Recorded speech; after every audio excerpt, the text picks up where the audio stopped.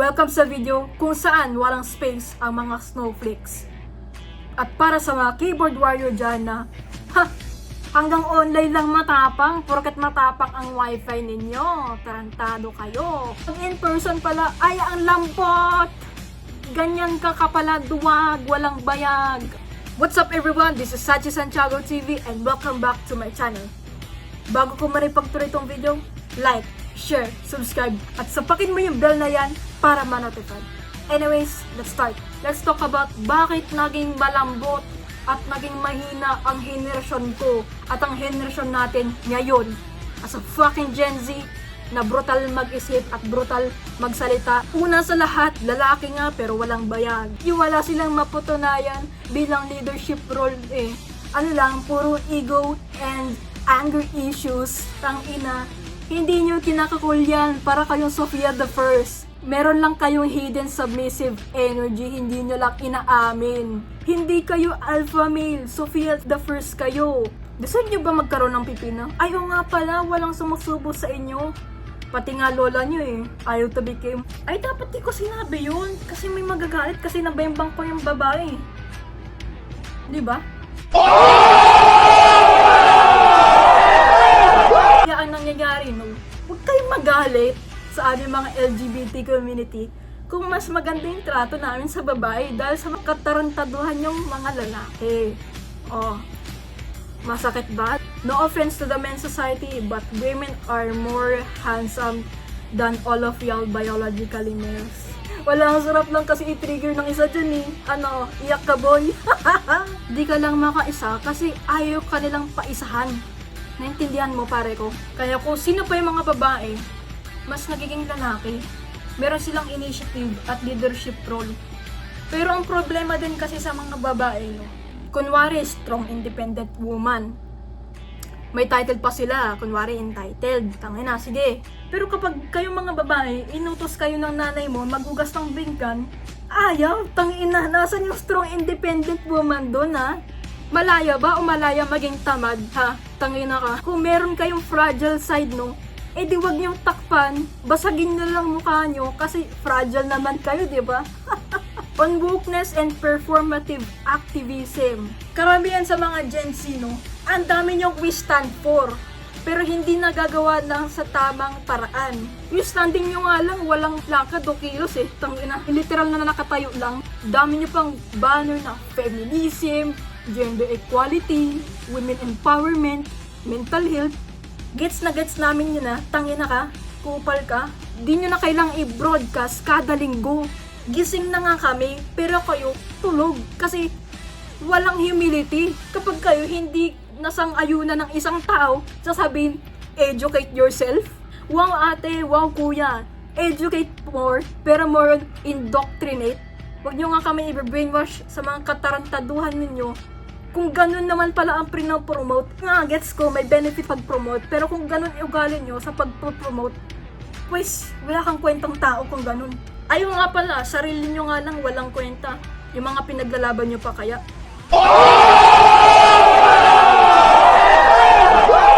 Here's another take. Kung sino pa yung mga mapaputi, mga privileged, sila pa yung affected sa N-word. Hindi nga kayo maitim ba't kayo ma-affected dun? Hindi nga kayo taga Negros Occidental. Hindi nga kayo target pero kayo nga yung pinaka-sensitive Meron pa nga yung tinatawag na N-word pass Tangina, anong klaseng creation yun? Baka mamay maglagay pa kayo ng membership card Ano yung SNR? 50-50, homophobic and ally. Mas mataas pa yung respeto ko sa mga LGTB na they act like they are really normal humans. Hindi kagaya yung iba dyan, nakadayong buhok para sabihin bakla, may rainbow flag para sabihin na bakla daw siya or whatever sexuality alien shit is. Paro kayong mga emo dun, sa totoo lang. Basagtik lang sa utak yung mga gumagawa nun Masyado nyo kasi fina-force na patunayan yung sarili na ganto ganyan. Hindi nga sila nag-a-agree sa'yo Ang gawin mo lang is fucking back off. Don't force that shit. Nagiging homophobic lang ako sa mga baklang ang basura ng ugali na sinisira yung imahe ng community dahil sa kupal na ugali nila. Naintindihan mo? Yun nga kagaya ni Dom Guyot, which is equal to Dugyot. Search nyo na lang. Tamad na ako mag-explain sa putang inang video na to. Pero if we're gonna talk about trans, no? For example, male to female. They're born with male, but their hormones right now is female. Hindi ko sila matatawag na cis women.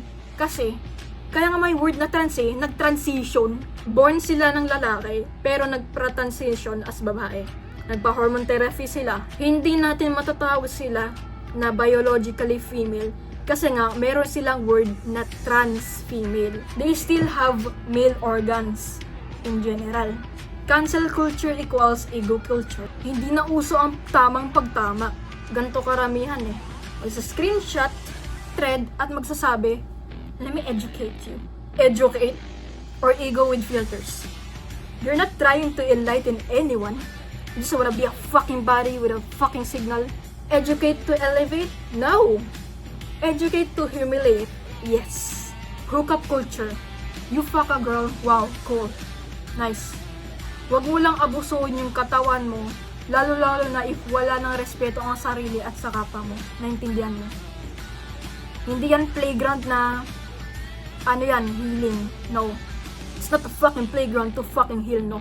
Alam mo ko yung mga iba dyan, or let's fucking say, karamihan ng millennials or Gen Z, ginagamit lang yan para matakpan yung pagiging lonely or pagiging empty nila. You guys heal with feeling the fucking void. Pagtiisin niyo yung sakit, tangina nyo. Mirror method, pero maling reflection. Gusto mo mag-mirror method? Sige, salaminin mo yung buong mundo para matutunan mong i-own ang flaws mo. Pero kung ginagamit mo lang ang sasalamin para i-project ang insecurities mo sa ibang tao, ang sarap mong hampasin ng mirror, no? You're not a fucking hero, you're a fucking infection. Make the helpless who seek help from others suffer from hell. Minsan kailangan mo bigyan ng taste of medicine sa mga matitigas na ulo. Porket delusional at ayaw tanggapin ang katotohanan, munta nga lang sa totoo. Self-centered tawag doon kasi hindi ka receptive sa utak ng isa. Nakakahiya kung bulag ka na nga tapos bulag pa yung utak mo. Tangin na sa utak ka na nga lang babawi, di ba? Ang totoo, hindi ako galit sa mga taong progressive. Galit ako sa mga pawok na tamad mag-isip.